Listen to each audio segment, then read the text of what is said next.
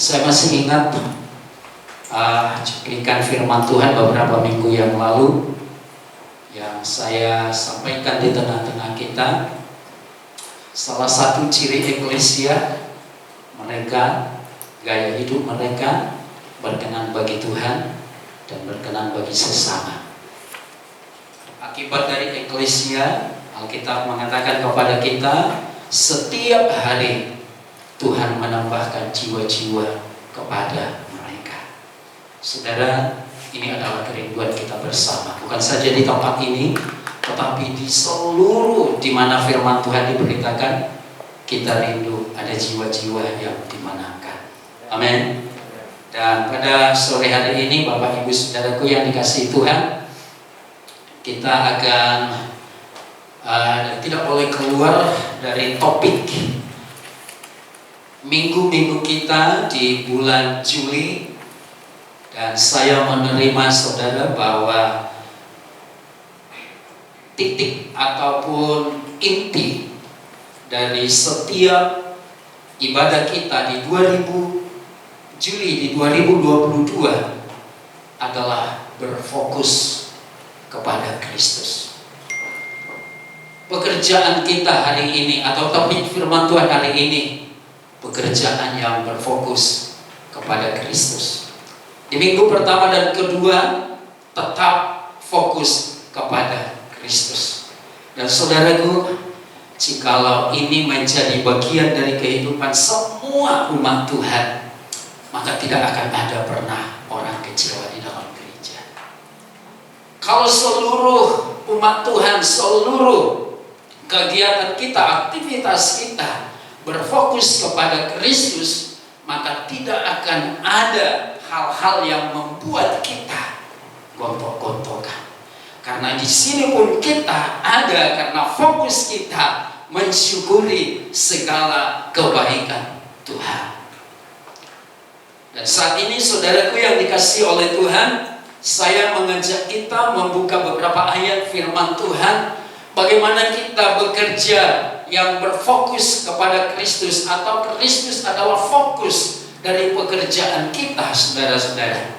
Ketika saya menerima topik ini, saya berpikir, saudara, dengan cara apa pekerjaan yang berfokus kepada Kristus, berfokus kepada Tuhan? Apakah pekerjaan-pekerjaan yang hanya menyangkut pelayanan gereja? Tadinya saya berpikir, saudara, bahwa pekerjaan yang berfokus kepada Kristus hanya menjadi WL, menjadi pemain musik, kesaksian, pemberita Injil, dan lain sebagainya. Tetapi saudaraku yang dikasihi oleh Tuhan, rasanya terlalu sempit pengertian firman Tuhan kalau Tuhan hanya menginginkan kita fokus dalam pekerjaan pelayanan rohani. Betul kan? Tuhan mau dan Tuhan menginginkan kita, saudaraku yang dikasihi oleh Tuhan, apa dan dimanapun kita menjadi seorang yang bekerja, seorang yang melakukan aktivitas, Tuhan ingin, Tuhan mau, ia menjadi fokus kita. Mari saudara kita baca Kolose pasal 3, 23 dan 24. Kolose pasal 3 ayat 23 dan 24. Mari kita baca perlahan Bapak Ibu Saudara. 1, 2, 3. Apapun juga yang kamu perbuat, perbuatlah dengan segenap hatimu, seperti untuk Tuhan dan bukan untuk manusia. Kamu tahu bahwa dari Tuhanlah kamu akan menerima bagian yang ditentukan bagimu sebagai upah. Kristus adalah Tuhan dan kamu adalah hamba.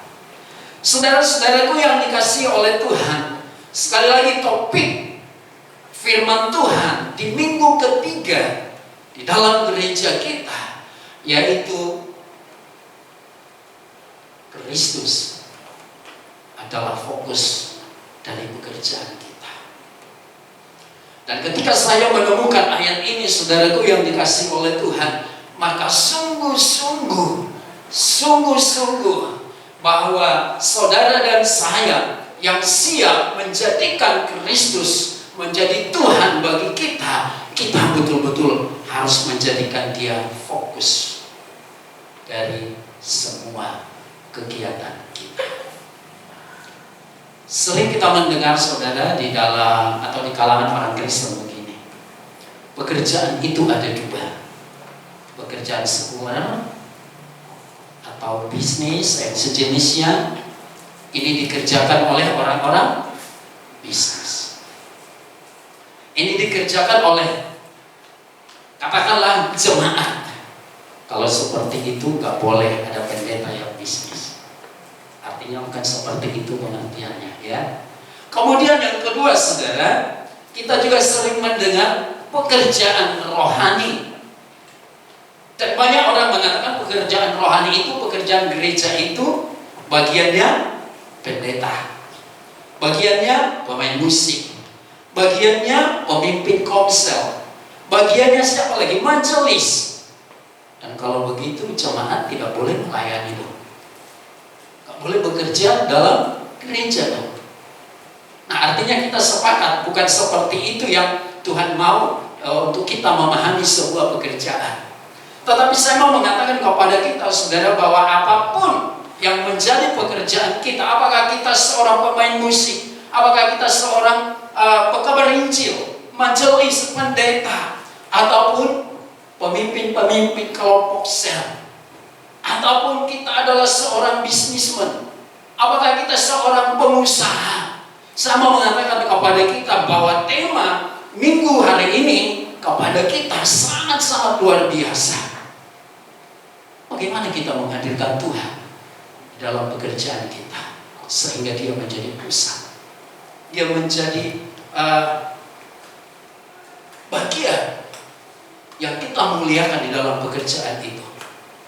Saudara, kita bukan membedakan pekerjaan yang Tuhan mau, tetapi yang Tuhan mau, bagaimana kita menghadirkan Tuhan di tengah pekerjaan kita. Amin saudara.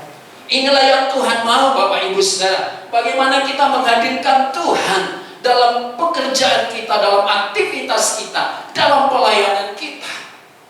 Itulah caranya bagi kita saudaraku yang dikasih oleh Tuhan, menjadikan Kristus adalah fokus, pusat dari semua pekerjaan kita. Sebab kalau tidak saudaraku yang dikasih oleh Tuhan, maka kita akan kehilangan upah kita sebagai pengerjanya Kristus. Kita mungkin pernah mengingat saudara ketika Tuhan menegur banyak orang. Mereka berdoa di pinggir jalan. Mereka berkata mereka sudah berpuasa 2 kali seminggu. Dan Tuhan mengatakan apa saudara? Sesungguhnya mereka telah mendapatkan upah. Upah apa saudara? Upah karena dipuji oleh dunia. Upah supaya dilihat oleh orang lain. Alias yang sesungguhnya mereka tidak mendapatkan upah apa-apa dari Tuhan. Sering Bapak Ibu Saudaraku yang dikasihi oleh Tuhan, ada istilah yang kita dengar, mencuri kemuliaan Tuhan. Sesungguhnya itulah pekerjaan yang tidak berpusat kepada Kristus. Itulah pekerjaan yang tidak berfokus kepada Kristus. Nah, saudaraku yang dikasihi oleh Tuhan, bagaimana dan apa yang harus kita lakukan? Menghadirkan Tuhan di dalam pekerjaan kita sehingga dia menjadi pusat dan fokus daripada pekerjaan kita. Saya saudaraku dengan cepat, dengan simpel dan singkat, saya akan menyampaikan kepada kita saudara, ada 3 hal yang sebetulnya mudah sekali untuk kita lakukan. Gampang sekali untuk menjadikan Tuhan itu menjadi pusat, menjadi epicentrum dari semua kegiatan kita, semua pekerjaan kita. Bukan kita membedakan pekerjaan, oh ini pekerjaan pendeta, artinya jemaat nggak boleh mengerjakan. Bukan yang seperti itu yang Tuhan mau. Tetapi dimanapun, apapun yang kita lakukan yang Tuhan mau, di situ Ia hadir menjadi pusat, menjadi perhatian yang lebih utama daripada kita yang hadir di dalam pekerjaan itu. Itu yang sesungguhnya Bapak Ibu Saudara. Mari kita lihat saudaraku yang pertama, Ayatnya yang ke-23 tadi tolong ditampilkan. Mari kita baca bersama-sama saudaraku yang dikasihi oleh Tuhan. Apapun juga yang kamu perbuat, perbuatlah dengan segenap hatimu seperti untuk Tuhan dan bukan untuk manusia. Yang pertama, Bapak Ibu saudaraku yang dikasihi oleh Tuhan, cara bagi kita menghadirkan Tuhan menjadi fokus, menjadi pusat dalam pekerjaan kita, kita memiliki tujuan untuk kemuliaan Tuhan. Itu yang pertama, saudara. Susah enggak Bapak Ibu saudara melakukan itu? Saya kira enggak susah. Iya kan? Tahu juga hasilnya untuk kita, bukan untuk siapa-siapa. Tahu juga apa yang kita raih untuk kita dan bukan untuk siapa-siapa.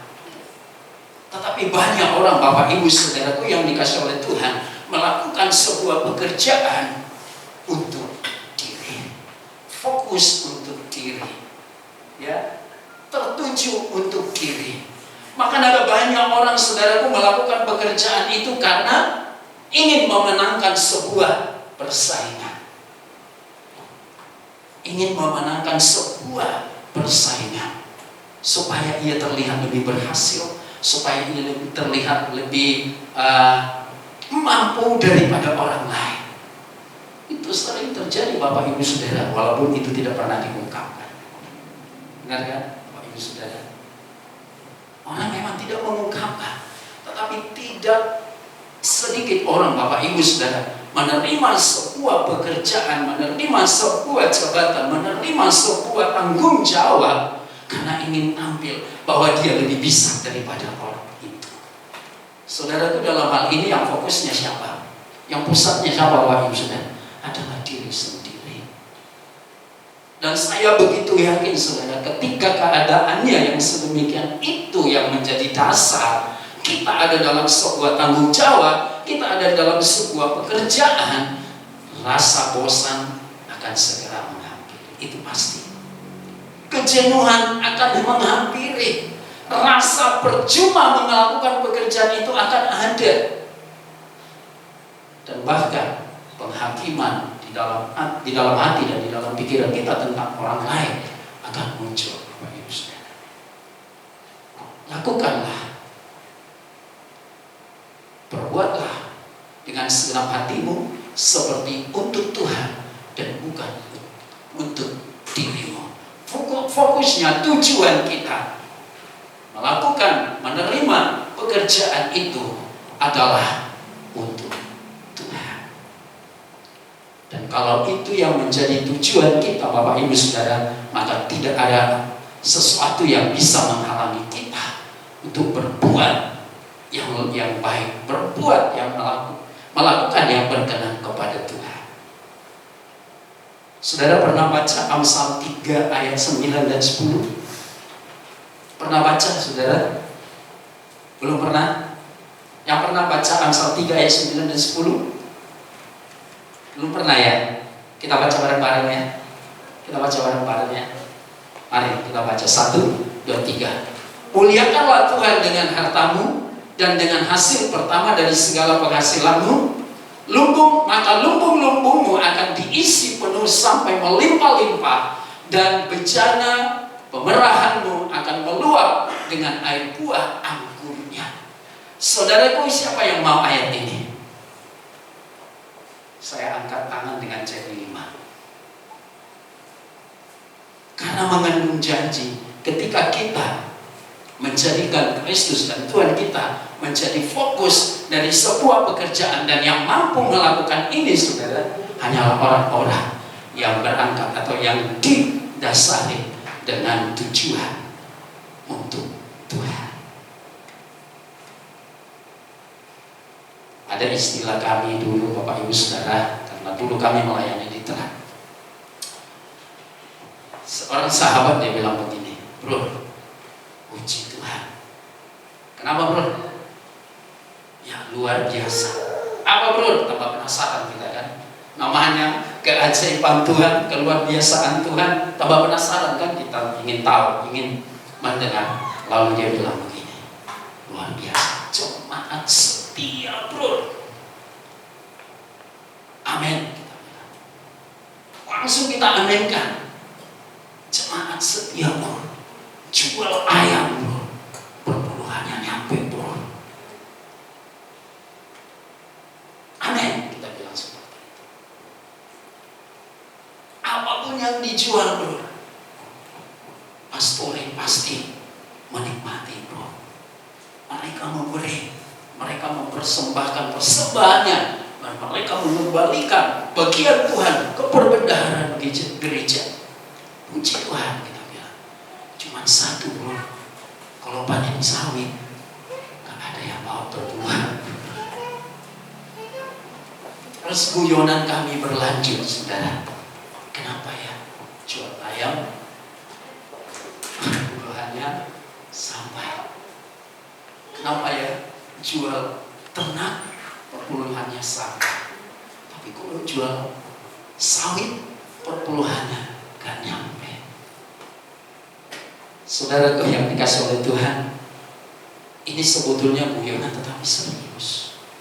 Serius Bapak Ibu Saudara. Ada banyak anak-anak Tuhan dipercaya untuk hal-hal yang kecil. Banyak kita tidak mampu untuk mengerjakan hal-hal yang lebih besar. Padahal istilah pengusaha modal besar, penghasilan besar. Tapi untuk kita setia di dalam perkara-perkara yang kita anggap enggak apa-apa, Bapak Ibu Saudara, telah membuat kita kehilangan janji Tuhan. Saya yakin Bapak Ibu Saudara yang ada di sini semuanya setia dengan ayat ini. Amin. Amin. Kita setia dengan ayat ini. Saya terlalu yakin bahwa ada maksud Tuhan dengan ayat ini disampaikan kepada kita di topik di mana Kristus menjadi pusat pekerjaan kita. Kristus menjadi fokus dari pekerjaan kita. Dia ada di dalamnya, saudara. Dan kalau kita ada di dalamnya, ini menjadi milik kita. Perbendaharaan lumbung-lumbungmu diberkati Tuhan berlimpah-limpah. Kalau saya tanya mungkin mau diberkati Tuhan berlimpah-limpah, saya yakin saya lah yang mewakili untuk menjawabnya. Amin. Dan kita semua mau diberkati Tuhan. Tetapi seberapa banyak kita yang mau menjadikan Kristus hadir di tengah-tengah aktivitas kita, di tengah pekerjaan kita. Dan itulah yang membuat kita berani melakukan firman-Nya. Bagian yang kedua Bapak Ibu Saudara, kita masih bagian yang pertama. Kita lihat ada satu kisah di Kejadian 11 ayat 4 sampai ayat yang kelima dan ayat selanjutnya. Boleh dibuka. Dan kisah itu mengatakan demikian, saudara. Ketika bangsa itu memikirkan apa yang baik bagi mereka, ketika bangsa itu ingin menempatkan bangsanya menjadi bangsa yang terhormat, ketika bangsa itu memikirkan bagaimana bangsa mereka menjadi beda dengan bangsa-bangsa yang lain yang memiliki sebuah prestasi yang besar. Dan saudara, sejauh itu Tuhan tidak masalah. Tuhan tidak masalah. Tapi ingat, kita baca dulu ayatnya sebentar. Juga kata mereka, marilah kita dirikan bagi kita sebuah kota dengan sebuah menara yang puncaknya sampai kemana, saudara? Sampai ke langit. Dan marilah kita cari nama supaya kita jangan terserak ke seluruh bumi. Terus, lalu turunlah Tuhan untuk melihat kota dan menara yang didirikan oleh anak-anak manusia itu. Dan ia berfirman, mereka ini satu bangsa dengan satu bahasa untuk semuanya. Saudara, sampai di situ Tuhan masih melihat sesuatu yang baik di tengah-tengah bangsa itu. Apa itu, saudara? Kesehatan, kesatuan mereka. Lihat saudara, mereka ini satu bangsa yang memiliki dengan suatu bahasa untuk semuanya. Wow, gaya-gaya Indonesia sedikit ya. Sejauh itu Tuhan masih senang, saudara. Kemudian ini barulah permulaan usaha mereka. Mulai dari sekarang apapun juga yang mereka rencanakan, tidak ada yang tidak akan dapat terlaksana.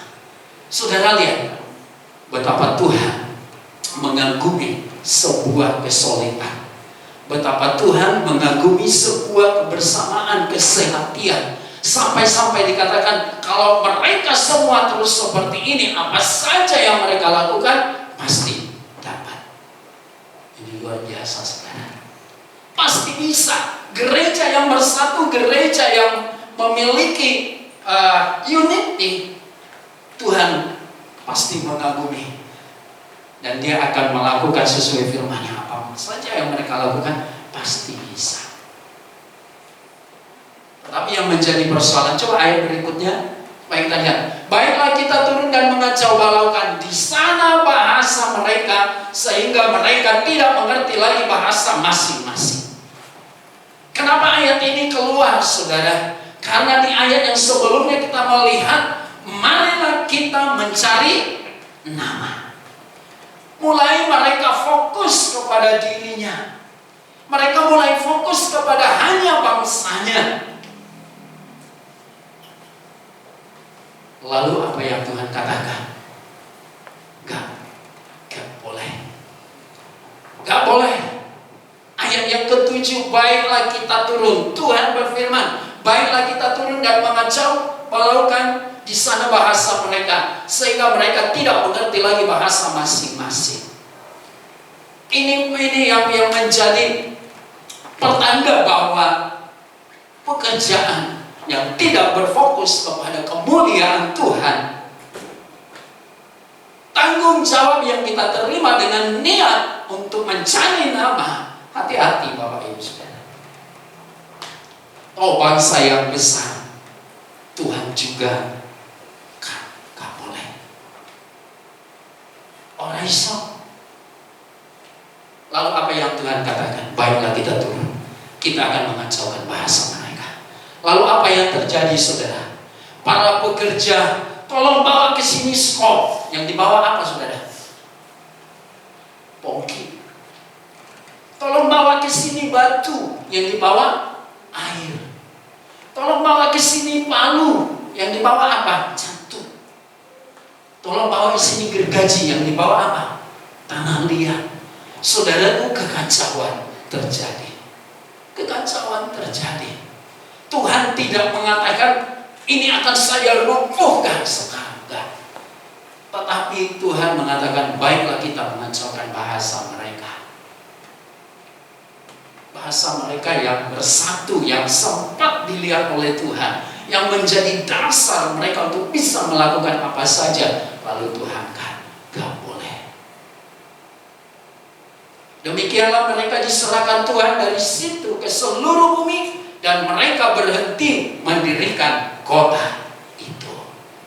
Puji Tuhan. Tapi ada banyak orang yang tidak suka dengan firman Tuhan. Guyon, dia bilang begini, cobalah Tuhan biarkan mereka atau bangsa Babel itu mendirikan menara yang sampai di langit. Orang yang berduit bisa wisata ke sana. Tapi yang jelas, Tuhan tidak ingin melihat sesuatu yang diwariskan, apalagi itu hal-hal yang membuat kita kehilangan fokus kita dengan Tuhan, dan Tuhan pasti akan kalah. Kita mau Bapak Ibu Saudaraku yang dikasihi oleh Tuhan, yang perbendaharaan kita, lubung kita diberkati oleh Tuhan. Amin. Amin. Bagian yang kedua, saya diingatkan hanya 40 menit, saudara. Yang bagian yang kedua, mari kita akan lihat saudaraku yang dikasihi oleh Tuhan, di dalam ayat yang ke-24, menjadikan Kristus Tuhan dalam pekerjaan kita. Bagian yang kedua yang dapat kita lakukan menghadirkan Tuhan, dan yang menjadi fokus di dalam atau pusat dalam pekerjaan kita, saudaraku yang dikasihi oleh Tuhan, menjadikan Kristus Tuhan dalam pekerjaan kita. Kita baca ayat yang ke-24, Kolose 3 ayat ke-24, 1, 2, 3.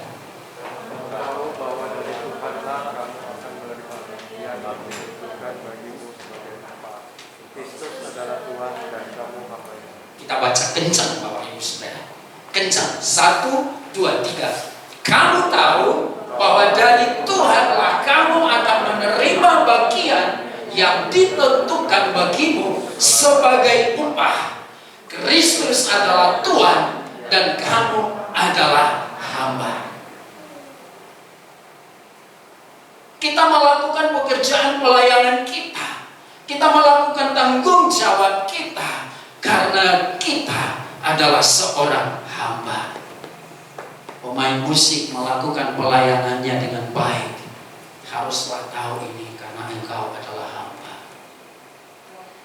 Bukan karena ingin dibandingkan dengan yang lain.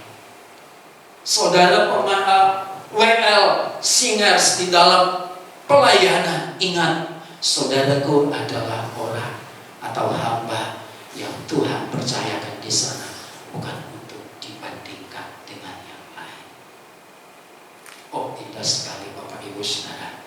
Kamu tahu bahwa dari Tuhanlah kamu akan menerima bagian yang ditentukan bagimu sebagai upah. Dan saya mau mengingatkan kita, saudara, mendorong kita supaya apapun yang Tuhan percayakan kepada kita, jangan takut. Amin. Jangan takut, karena Tuhan tanggung jawab dengan apa yang diberikan kepada kita. Ketika engkau dipilih jadi pengurus gereja, jangan takut saudara, karena itu adalah pekerjaan yang menghadirkan Tuhan dalam hidupmu dan Tuhan bertanggung jawab. Keprihatinan sering tergambar di pikiran kita saudara, bahwa terlalu banyak orang merasa tidak siap untuk sebuah tanggung jawab, tidak siap untuk sebuah pekerjaan.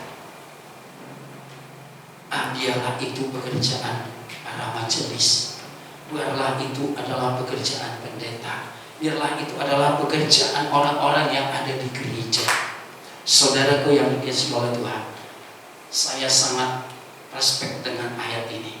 Sekecil apapun pekerjaan kita yang kita lakukan dengan fokus kepada Tuhan, ada berkat Tuhan, ada tanggung jawab Tuhan untuk kita. Apalagi saudara berani meninggalkan dunia ini, kesibukan dunia, hanya mengambil sedikit waktu yang terbaikmu melayani Tuhan, maka akan ada pertolongan yang lebih besar untuk kita. Kristus adalah Tuhan dan kamu adalah hamba-Nya. Dengan menghadirkan Tuhan di dalam semua aktivitas kita, Dia menjadi Tuhan, Dia menjadi penguasa, Dia menjadi pengambil keputusan untuk kita. Haleluya. Dia mengambil keputusan untuk kita karena Dia adalah Tuhan. Pengusaha-pengusaha dunia saudara berlomba-lomba mencari kuasa hukum yang paling baik, berlomba-lomba mencari karyawan-karyawan yang terbaik, penasehat-penasehat yang terbaik. Karena apa saudara? Karena ada sebuah keyakinan, dengan menghadirkan orang-orang seperti itu, keamanan usaha kita lebih terjamin, persentase kemajuan usaha kita lebih terjamin. Gak ada yang salah saudara ya, jangan merasa salah. Gak ada yang salah di sana. Dan ketika ada masalah dalam pekerjaan kita, dalam usaha kita, maka yang maju adalah kuasa hukum kita. Makanya di semua kantor Papa ada kan penasihat hukum? Ada enggak Pak? Gak ada. Puji Tuhan. Sebab ke kantor siapapun saya, saudara hadir, saya langsung berhadapan dengan itu. Kuasa hukum. Aduh, anak Tuhan memajang itu. Coba pajang sekali-sekali ayat itu. Kristus adalah penasehat ajaib. Iya kan? Atau sudah ada yang memajang ayat itu, bahwa Yesus adalah penasehat ajaib. Ini baru penasehat sekelas Hotman Paris. Atau barangkali belum, saudara. Begitu kita masuk di kantornya, penasehat hukum. Saya yakin akan lebih hebat saudara kalau saudara berani membuat di situ. Jadi saya berapa itu ya? 53 ayat berapa? Disebut orang penasehat ajaib. Saudara boleh ganti disebut orang Yesus adalah penasehat ajaib. Kenapa tidak, saudara? Merubah fungsi kata yang tidak boleh. Terus jangan bilang nanti yang menambahkan akan dihukum dan yang mengurangi. Kita nggak menambah, saudara. Kita nggak menambah. Yang dimaksud di dalam ayat itu, saudaraku, bahwa Yesus, bahwa Tuhan, anak manusia yang akan lahir disebut orang penasehat ajaib, yang itu Tuhan Yesus, saudara. Jadi kita nggak nambah ya. Kalau besok-besok saya ke kantornya Pak Ferdi, kantornya Pak Ko, saya akan bangga luar biasa kalau saya lihat ayat itu. Kas, tolong carikan Kas. Yesaya berapa itu? Yesaya 53 yang berapa, Kas? 9. Mari kita baca, Bapak Ibu Saudara. Inilah enaknya kalau ada asistennya. Mari kita baca. Sebab seorang anak telah lahir untuk kita, seorang putra telah diberikan untuk kita. Lambang pemerintahan ada di atas bahunya dan namanya disebut orang Nasehat Ajaib, Allah yang perkasa, Bapa yang kekal, Raja Damai. Bangga enggak Bapak Ibu Saudara kalau putra Allah ini menjadi penasehat kita? Bangga enggak? Bangga. Bangga. Saudara nggak perlu keluar duit. Ya kan? Kita nggak perlu bayar dia, saudara. Hanya bayar dengan kesetiaan melakukan pekerjaan Tuhan. Hanya bayar dengan apa, saudara? Dengan taat melakukan firman Tuhan. Puji Tuhan. Kalau balik nanti dari tempat ini, mari rame-rame kita bikin di sini penasehat ajaib Yesus Kristus Tuhan. Yesaya 53 ayat Yesaya 6 Yesaya 9 ayat 6 Yesaya 6 ayat 9 ayat 6. Ayat di pasal 53 juga menceritakan tentang dia, ya, tentang dia yang akan lahir, yang tersiksa dan mati, bangkit untuk kita, saudara. Yesaya 9 ayat 6, dia disebut penasehat ajaib. Karena dia penasehat ajaib, dia rela mati, saudara, bela kita. Amin, saudara. Dia rela mati bela kita. Tuhan tolong kita. Bukan saja kita menyanyikan dia Allah, anak Allah yang ajaib, tetapi kita boleh dan sanggup serta mampu menempatkan dia di tempat yang tertinggi, yang paling tinggi, di mana kita beraktivitas, di mana kita melayani, di mana kita bekerja. Luar biasa, saudaraku yang dikasihi oleh Tuhan. Mari kita lihat, saudaraku, di ayat yang ke-24 tadi kita baca sekali lagi. Mari kembalikan ke ayat 24 dari Kolose tadi. Kamu tahu bahwa dari Tuhanlah kamu akan menerima bagian yang ditentukan bagimu sebagai upah. Kristus adalah Tuhan, dan kamu adalah hamba. Saudaraku, di ayat yang lain tadi, ia akan memberkati lumbung-lumbungmu. Kita mau lihat yang sebaliknya, yang tidak menjadikan Kristus adalah Tuhan dalam kehidupannya. Mari Lukas 11 ayat yang ke-23 kita baca sama-sama. Lukas 11 ayat yang ke-23.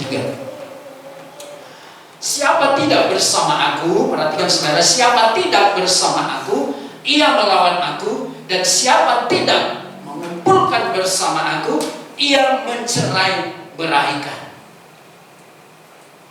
Siapa tidak bersama aku, ia melawan aku, dan siapa tidak mengumpulkan bersama aku, ia mencerai beraikan. Artinya mencerai beraikan, Bapak Ibu Saudara, kita bolehlah menyepakati bahwa kehampaan dan kesia-siaan pekerjaan yang tanpa Kristus, aktivitas yang tidak melibatkan Tuhan. Memulai sebuah usaha sudah pasti kita ingin mengumpulkan pundi-pundi yang besar, tetapi jangan lupa jadikanlah Tuhan, dan kita adalah hamba. Supaya apa, Bapak Ibu Saudara? Supaya firman Tuhan menjadi bagian kita.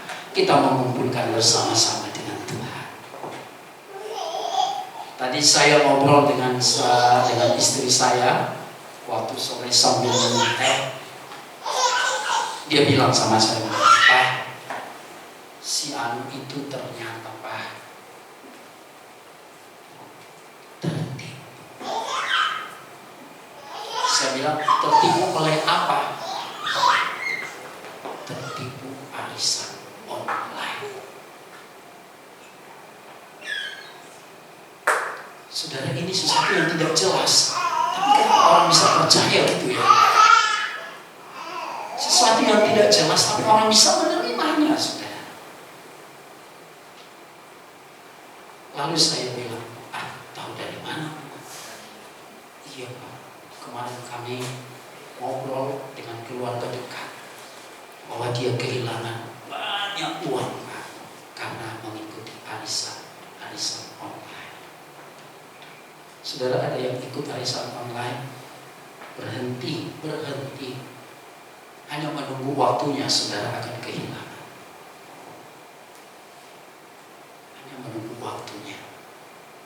Lalu saya katakan kepada istri saya, "Sudahlah, kamu usah cerita. Aku ceritanya sama Bapak B." Dan ternyata terlihat memang keadaannya seperti berubah drastis. Ya, dari cara penampilannya, dari cara ngobrolnya dan lain sebagainya berubah drastis. Ternyata saudara, dia telah tertipu.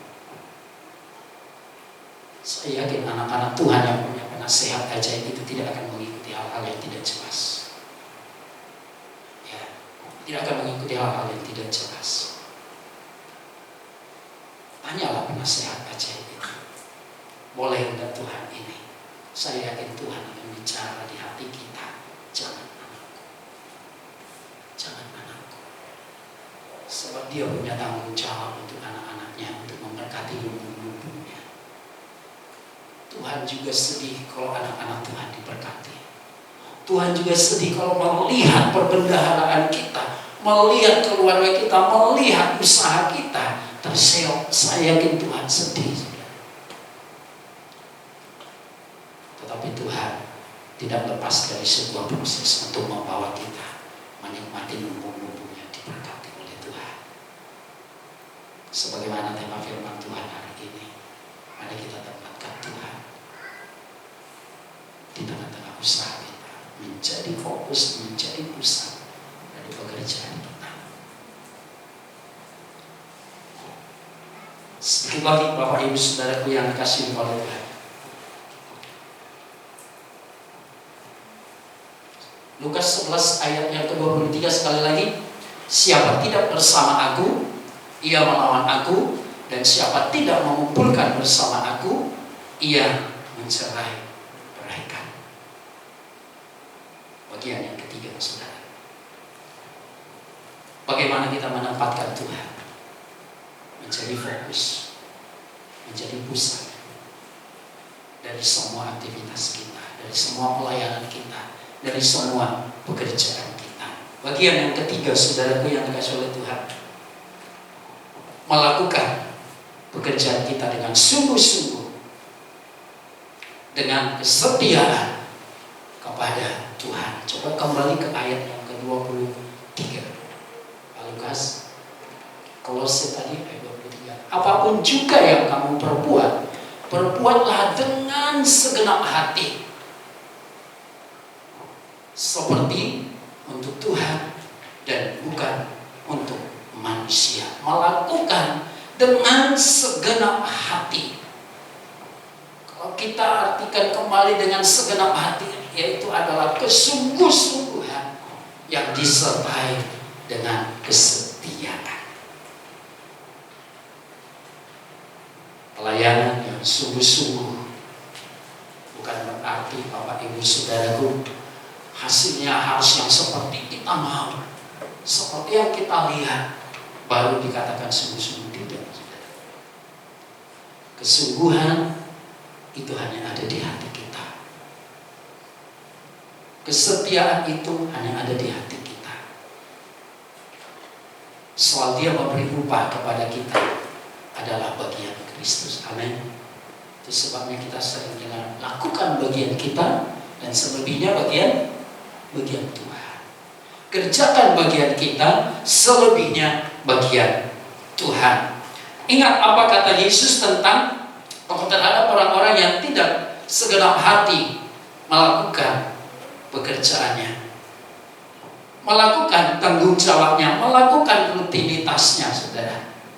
Mari kita baca di dalam Matius pasalnya yang ke-6. Mulai ayat yang ke-5 kita baca. Matius pasalnya yang ke-6. Kita baca bersama-sama. 1, 2, 3. Dan apabila kamu, saudara, ini berdoa ini hanya bagian hamba Tuhan apa bukan? Bagian kita semua. Amin. Kita baca ulang. 1, 2, 3. Dan apabila kamu berdoa, janganlah berdoa seperti orang munafik. Terus mereka suka mengucapkan doanya dengan berdiri dalam rumah-rumah ibadat dan pada tikungan-tikungan jalan raya supaya mereka dilihat orang. Terus aku berkata kepadamu, sesungguhnya mereka sudah mendapat upahnya. Ayat yang ke-6.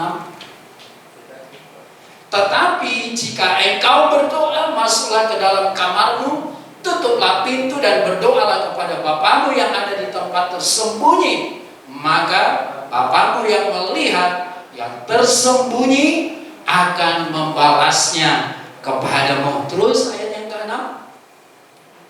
Tetapi jika engkau berdoa, masuk ayat yang ke-7 maksud saya. Lagi pula dalam doamu itu janganlah kamu bertele-tele seperti kebiasaan orang yang tidak mengenal Allah. Mereka menyangka bahwa karena banyaknya kata-kata doanya akan dikabulkan.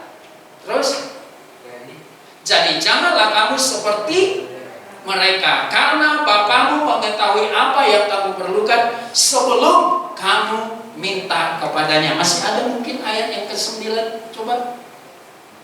Karena itu berdoalah demikian. Inilah doa kita semua. Karena itu berdoalah demikian. Intinya apa, saudara? Doa Tuhan Yesus itu adalah kehendak Bapa. Dia tetap fokus kepada Tuhan dan bukan kepada persoalannya. Oh, kita terlalu banyak fokus dengan persoalan kita kalau lagi berdoa, ya kan? Fokus dengan masalah kita kalau lagi berdoa. Main tengking-tengking lagi, saudara. Seolah-olah kita menentukan jawaban. Kami perintahkan pergi dalam nama Tuhan Yesus. Kami tolak dalam nama Tuhan Yesus. Saudaraku yang dikasihi oleh Tuhan, sesungguhnya kehendak Tuhan adalah terbaik bagi kita. Jangan pernah takut jadikan Dia pemimpin, Tuhan dalam hidup kita, dalam pekerjaan kita, dalam pelayanan kita, dalam aktivitas kita. Karena ada upah yang telah ditentukannya bagi kita. Karena itu berdoalah demikian, sebagaimana doa Bapa kami untuk kita. Kalau saya ajak kita doa Bapa kami, hafal malam ini. Hafal. Kalau anak-anak SMP, SMA pasti hafal, karena tiap hari nyebut di Santa ya kan? Tapi seringkali kita tidak hafal lagi doa Bapa kami, saudara. Padahal itu adalah sebuah teladan doa yang sangat baik, di mana kita menjadikan Allah, menjadikan Tuhan penguasa, dan kita hanyalah hamba yang melakukan bagian kita, dan yang memberi upah adalah Dia. Tuhan memberkati kita, saudara. Saya sangat terkesan dengan Amsal 3 ayat 8 sampai 9 tadi. Mari kita baca sekali lagi. Amsal,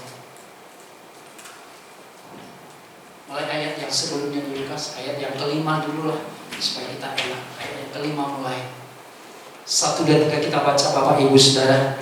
Dan ini menjadi ayat penutup bagi kita, untuk kita tidak pernah takut menempatkan Tuhan menjadi partner kita, menjadi penguasa, menjadi penasehat baru kita. Mari kita baca sama-sama. Percayalah kepada Tuhan dengan senang hatimu, dan janganlah bersandar kepada pengertianmu sendiri. Terus, aku akuilah Dia dalam segala lakumu, maka Ia akan meluruskan jalanmu. Janganlah engkau menganggap dirimu sendiri bijak, takutlah akan Tuhan dan jauhilah kejahatan. 8. Itulah yang akan menyembuhkan tubuhmu dan menyegarkan tulang-tulangmu. 9. Muliakanlah Tuhan dengan hartamu dan dengan hasil pertamamu dari segala penghasilanmu.